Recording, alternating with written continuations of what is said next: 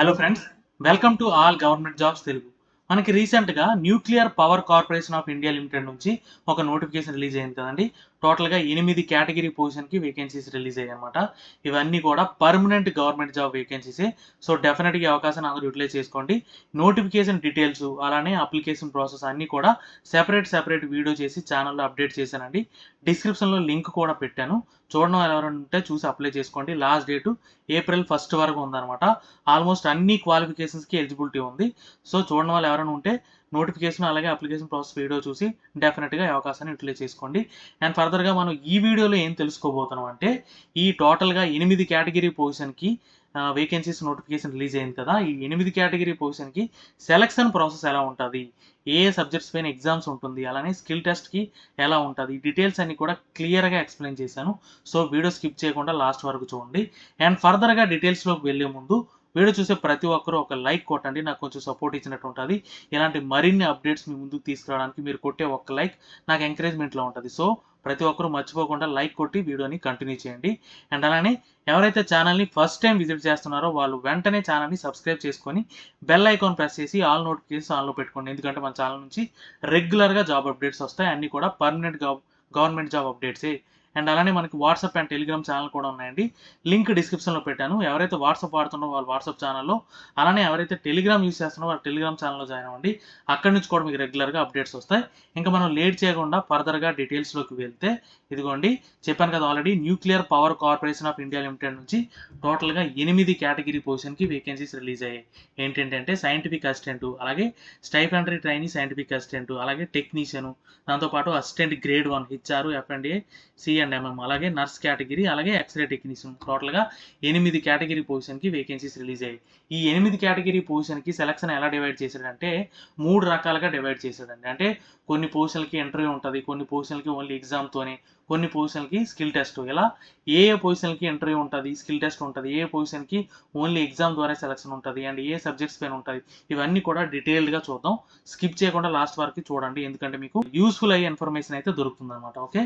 And ఫర్దర్గా డీటెయిల్స్లో చూసుకుంటే, ఇదిగోండి సెలక్షన్ ప్రాసెస్ ఎలా ఉంటుందంటే, చెప్పాను కదా ఆల్రెడీ 3 కేటగిరీస్ కింద డివైడ్ చేశాడని. టోటల్గా 8 కేటగిరీ పొజిషన్స్. అందులో మొదటిది ఏంటంటే online examination, and second stage ఏంటంటే పర్సనల్ ఇంటర్వ్యూ. అంటే కొన్ని కేటగిరీ పొజిషన్కి ఆన్లైన్ ఎగ్జామినేషన్ ఉంటుంది, అండ్ సెలెక్ట్ అయిన వాళ్ళకి పర్సనల్ ఇంటర్వ్యూ ఉంటుంది.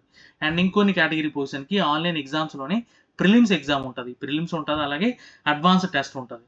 అండ్ అలానే ఇంకో కేటగిరీకి ప్రిలిమ్స్ అడ్వాన్స్డ్ టెస్ట్తో పాటు స్కిల్ టెస్ట్ కూడా ఉంటుంది అనమాట. టోటల్గా ఈ 3 రకాలుగా మీకు సెలక్షన్ అనేది డివైడ్ చేసి ఇచ్చాడు అనమాట. ఇందులో ఈ 8 కేటగిరీ పొజిషన్లో ఏ పొజిషన్కి ఇంటర్వ్యూ ఉంటుంది, ఏ పొజిషన్కి స్కిల్ టెస్ట్ ఉంటుంది అనేది చూసుకుంటే మీకు ఇదిగోండి ఇక్కడ సైంటిఫిక్ అసిస్టెంట్ B, అలానే stipendiary trainee scientific assistant B, ఈ 2 కేటగిరీ పొజిషన్స్కి ఆన్లైన్ ఎగ్జామినేషన్తో పాటు పర్సనల్ ఇంటర్వ్యూ కూడా ఉంటుంది. ఓకేనా.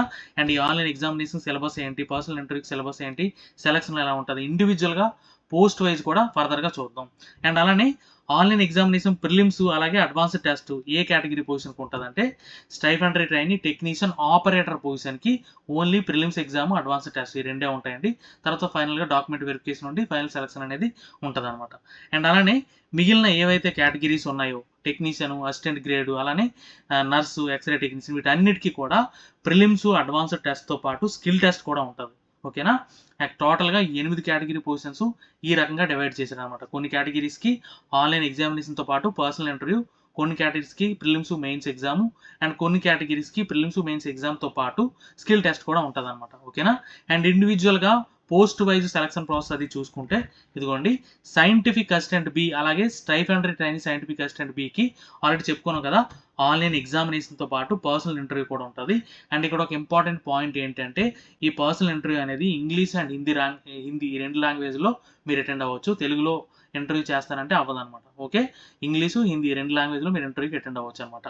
అండ్ ఈ ఆన్లైన్ ఎగ్జామినేషన్ ఎలా ఉంటుందంటే టోటల్గా 50 మల్టిపుల్ చాయిస్ క్వశ్చన్స్ ఉంటాయండి. అంటే మల్టిపుల్ చాయిస్ క్వశ్చన్స్ అంటే తెలుసు కదండి, టోటల్గా ఒక క్వశ్చన్ ఇచ్చి 4 ఆప్షన్స్ ఇస్తాడు, అందులో ఏదో ఒకటి రైట్ ఆన్సర్ అనేది మీరు చూస్ చేసుకోవాలంటే. ఇవన్నీ కూడా ఆన్లైన్ ఎగ్జామినేషన్, కంప్యూటర్ బేస్డ్ ఎగ్జామే ఉంటుంది. ఓకేనా. 50 మల్టిపుల్ చాయిస్ క్వశ్చన్స్ ఉంటాయి. 100 మార్క్స్కి 90 మినిట్స్ టైం అనేది ఉంటుంది అనమాట. ఓకేనా. ఇక్కడ చూసుకుంటే మీకు ఈచ్ రైట్ ఆన్సర్కి 2 మార్క్స్ అవాయిడ్ చేస్తాడు. అందుకే మీకు 50 క్వశ్చన్స్కి 100 మార్క్స్ ఇచ్చాడనమాట. ఓకేనా. ఈచ్ రైట్ ఆన్సర్కి 2 మార్క్స్ అండ్ రాంగ్ ఆన్సర్కి 1 నెగిటివ్ మార్కింగ్ కూడా ఉంది. అంటే ఇక్కడ నెగిటివ్ మార్కింగ్ కూడా ఉంటుంది. రాంగ్ ఆన్సర్ రాస్తే 1 మార్క్ అనేది పోతుంది, రైట్ ఆన్సర్ రాస్తే 2 మార్క్స్ అనేవి ఇస్తాడనమాట. సో మీరు ప్రిపేర్ అయ్యేటప్పుడు ఈ నెగిటివ్ మార్కింగ్ కూడా దృష్టిలో పెట్టుకొని ప్రిపేర్ అవ్వాలి, అలానే ఎగ్జామ్ కూడా రాయాలి. ఓకేనా. అండ్ ఇక్కడ మీకు ఎలా ఉంటుందంటే సెలక్షన్ అనేది, ఇదిగోండి సిలబస్ చూసుకుంటే మీకు రెస్పెక్టివ్ డిసిప్లిన్ క్వశ్చన్స్ అన్నాడు. అంటే మీకు ఇక్కడ యాక్చువల్గా ఈ సైంటిఫిక్ అసిస్టెంట్ అలాగే stipendiary training scientific assistant position అనేది డిప్లొమా కేటగిరీ పొజిషన్ అనమాట. డిప్లొమా వాళ్ళకి ఎలిజిబిలిటీ ఉంది. డిప్లొమాలో ఎలక్ట్రానిక్స్, ఇన్స్ట్రుమెంటేషన్, ఎలక్ట్రికల్, సివిల్ ఇలా డిఫరెంట్ బ్రాంచెస్కి ఎలిజిబిలిటీ ఉంది. ఏదైతే మీ కరికులం ఉంటుందో ఆ కరికులంలో ఉన్న సబ్జెక్ట్స్ మీరు ప్రిపేర్ అయితే సరిపోతుంది అనమాట. ఓకేనా. నేను డిస్క్రిప్షన్లో కొన్ని బుక్స్ అవి సెలెక్ట్ చేసి పెట్టానండి. ఒకవేళ మీ దగ్గర ఆబ్జెక్టివ్ టైప్ బుక్స్ లేకపోతే ఆ బుక్స్ చూసి మీకు ఓకే అనుకుంటే అవి తీసుకోవచ్చు మీరు. ఎందుకంటే మీకు అన్ని ఎగ్జామ్స్తో పాటు అన్ని ఎగ్జామ్స్కి టెక్నికల్ సిలబస్ అది సరిపోతుంది అనమాట. ఓకేనా.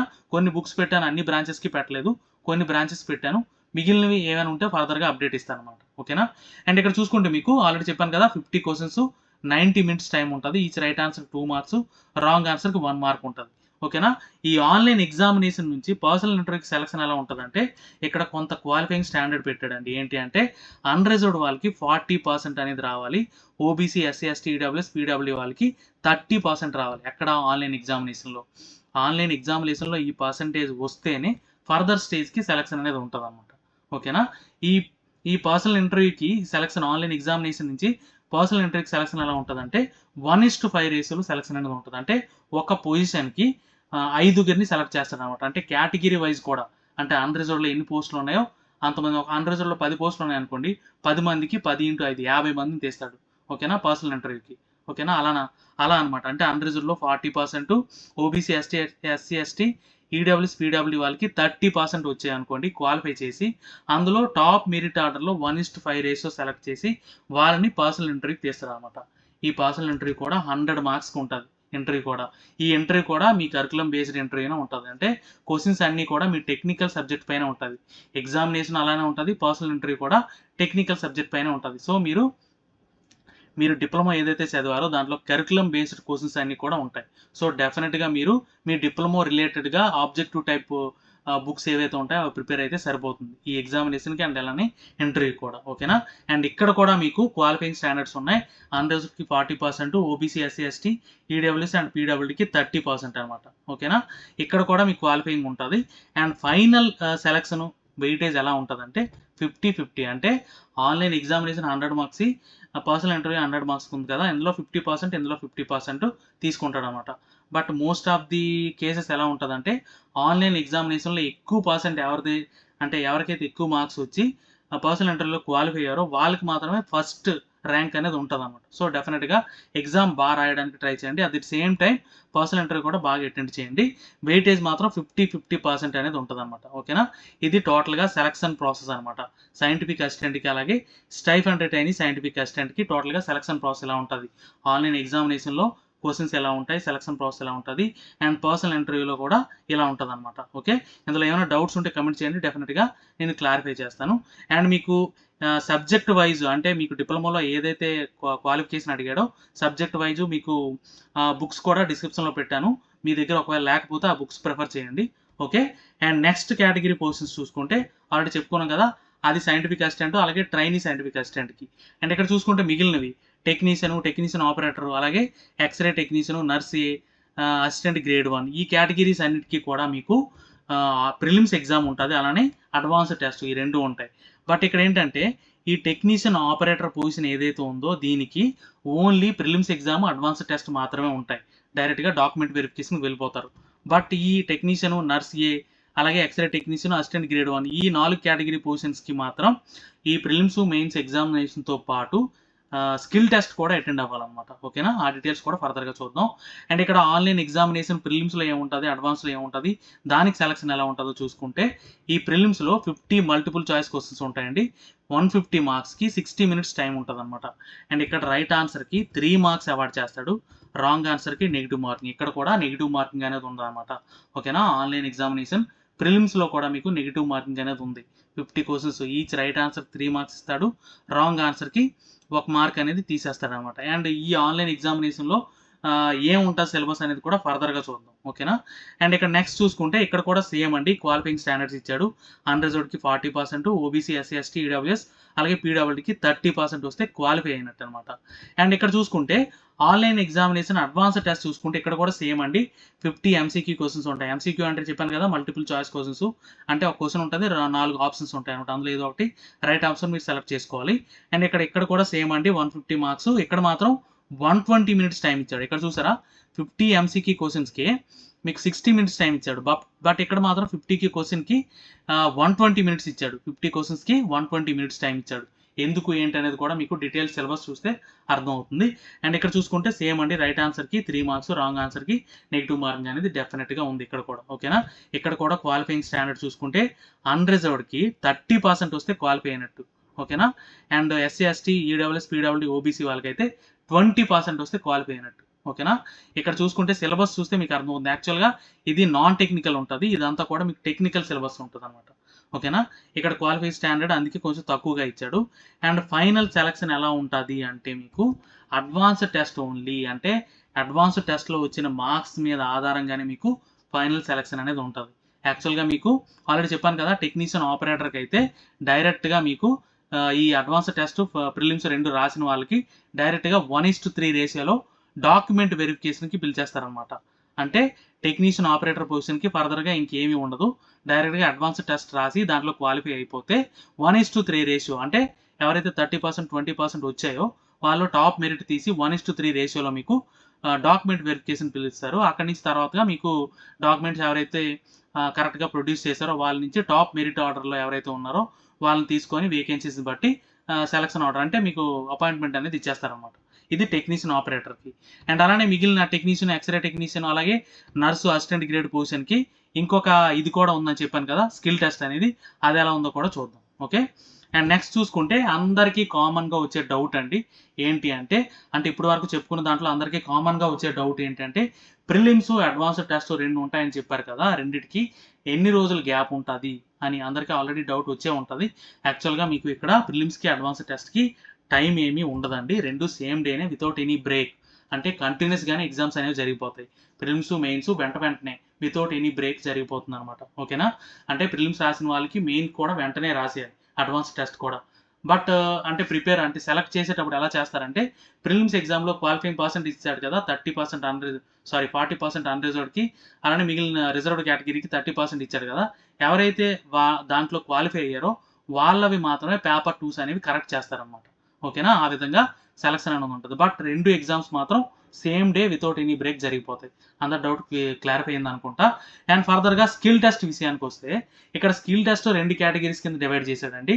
అసిస్టెంట్ గ్రేడ్ ఉంది కదా, దానికి మాత్రమే స్కిల్ టెస్ట్ సెపరేట్గా ఇచ్చాడు. మిగిలిన అన్ని కేటగిరీకి మాత్రం సెలక్షన్ ఒకేలా ఉంటుంది అనమాట.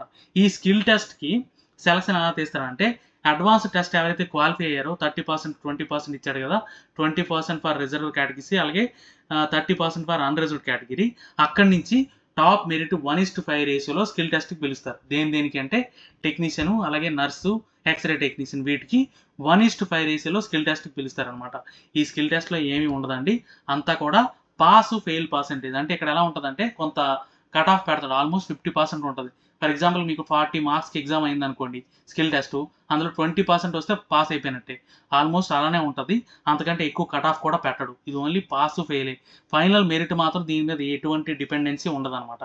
బట్ ఇక్కడ మీకు ఎగ్జామినేషన్ దేనిపైన ఉంటుందంటే మీ డిసిప్లిన్ ఏదైతే ఉందో దానిపైన, అంటే మీ కరికులం బేస్డ్, అంటే మీ కాలేజ్లో మీరు ప్రాక్టికల్స్ ఏవైతే చేశారో వాటిపైనే ఆల్మోస్ట్ ఎగ్జామ్స్ అన్నీ కూడా ఉంటాయన్నమాట.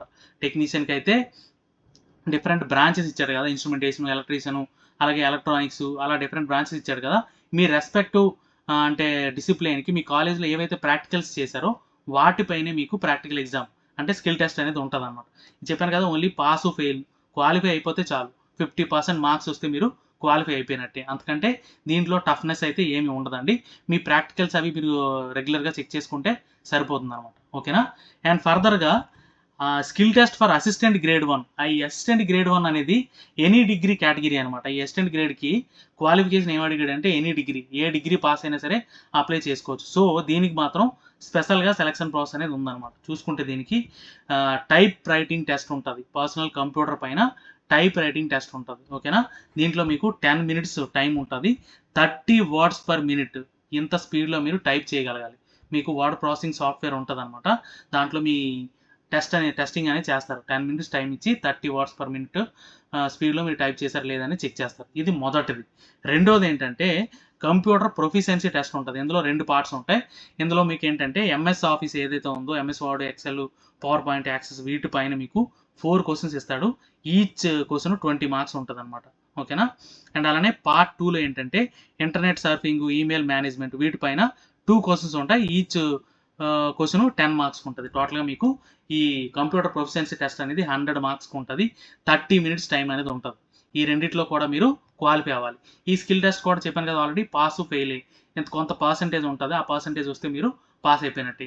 అసిస్టెంట్ గ్రేడ్ 1కి మాత్రం ఇలా ఉంటుంది అనమాట. అంటే స్కిల్ టెస్ట్ అనేది కంప్యూటర్ మీద నాలెడ్జ్ అనేది డెఫినెట్గా మీకు ఉండాలి. లేకపోతే స్కిల్ టెస్ట్ అనేది క్వాలిఫై అవ్వలేరు. మీకు ఒకవేళ ఎవరైతే అసిస్టెంట్ గ్రేడ్ 1కి అప్లై చేశారో వాళ్ళు టైపింగ్ స్పీడు అలాగే కంప్యూటర్ ప్రొఫిషియన్సీ టెస్ట్కి మీరు ఇప్పటి నుంచే నేర్చుకుంటే బెటర్. అది నా సజెషన్ అనమాట. ఓకే, అండ్ ఫర్దర్గా చూసుకుంటే డీటెయిల్డ్ సిలబస్ అండి. ప్రిలిమ్స్లో ఏ సిలబస్ ఉంటుంది, అడ్వాన్స్లో ఏ సిలబస్ ఉంటుంది అంటే ఈ గ్రేడ్ 1 అసిస్టెంట్ గ్రేడ్ 1 ఉంది కదా, దానికి కూడా సెపరేట్ సిలబస్ ఉంది. మిగిలిన అన్ని పొజిషన్కి సెపరేట్ సిలబస్ ఉందన్నమాట.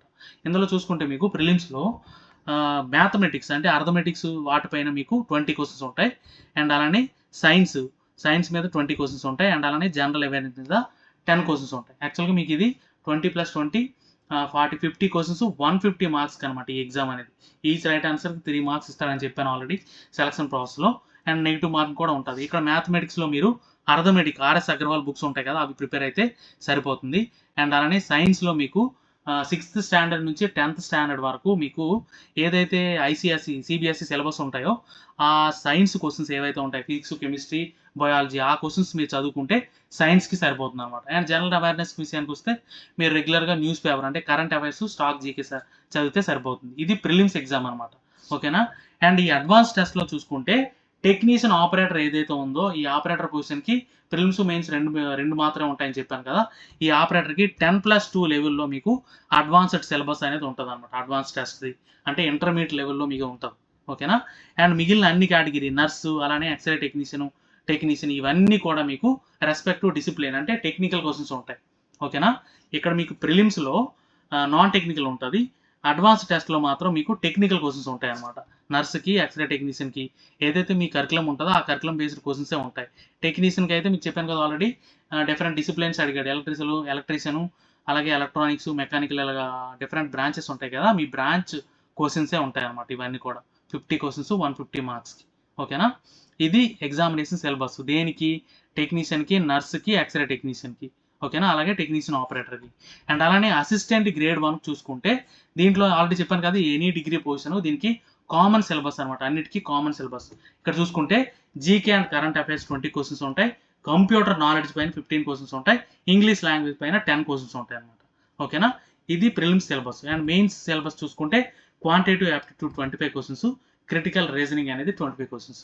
ఇవన్నీ కూడా కామన్గా అన్ని కాంపిటేటివ్ ఎగ్జామ్కి ఉండే సిలబస్ ఏనండి. స్పెషల్గా మీకు వేరే ఏమీ ఉండదు. సో మీరు అది ప్రిపేర్ అయితే సరిపోతుంది. కరెంట్ అఫైర్స్కి అయితే రెగ్యులర్గా న్యూస్ పేపర్, అలాగే జనరల్ నాలెడ్జ్కి స్టాక్ జీకే, ఇంగ్లీష్ లాంగ్వేజ్కి మీరు ప్యాసేజ్ రైటింగ్ అంటే ప్యాసేజ్ ఇచ్చి క్వశ్చన్స్ ఉంటాయి కదా, అవి ప్రాక్టీస్ చేయడం. అలానే మీకు గ్రామర్ మీద క్వశ్చన్స్ ప్రాక్టీస్ చేయడం వాటిపైన ఉంటుంది. అలాగే క్వాంటిటేటివ్ యాప్టిట్యూడ్ కూడా ఆర్ఎస్ అగర్వాల్ బుక్ చదివితే సరిపోతుంది. రీజనింగ్ కూడా వెర్బల్, నాన్ వెర్బల్ ఉంటుంది కదా, దానిపైన క్వశ్చన్స్ ఉంటాయి. ఇదండి డీటెయిల్ సిలబస్. కొన్ని బుక్స్ నేను డిస్క్రిప్షన్లో లింక్స్ పెట్టాను. ఎవరి దగ్గర అయితే బుక్స్ లేవో అవి ప్రిఫర్ చేయండి. ఇవండి డీటెయిల్స్. అందరికీ ఆల్ ది బెస్ట్. అందరూ కూడా అప్లై చేశారని అనుకుంటాను. ఎవరైనా అప్లై చేయని వాళ్ళు ఉంటే డిస్క్రిప్షన్లో నోటిఫికేషన్ లింక్ అలాగే అప్లికేషన్ ప్రాసెస్ లింక్ 2 కూడా పెట్టాను. చూసి డెఫినెట్గా ఈ అవకాశాన్ని యూటిలైజ్ చేసుకోండి. అందరూ బాగా ప్రిపేర్ అవ్వండి. సిలబస్లో ఏమైనా డౌట్స్ ఉంటే నాకు కమెంట్ చేయండి, డెఫినెట్గా క్లారిఫై చేస్తాను. అందరికీ వీడియో నచ్చింది అనుకుంటాను. వీడియో నచ్చితే ఒక లైక్ కొట్టి నాకు కొంచెం సపోర్ట్ చేయండి. అలానే మీ ఫ్రెండ్స్కి షేర్ చేయండి. ఛానల్ని సబ్స్క్రైబ్ చేయడం మర్చిపోకండి. Thank you so much.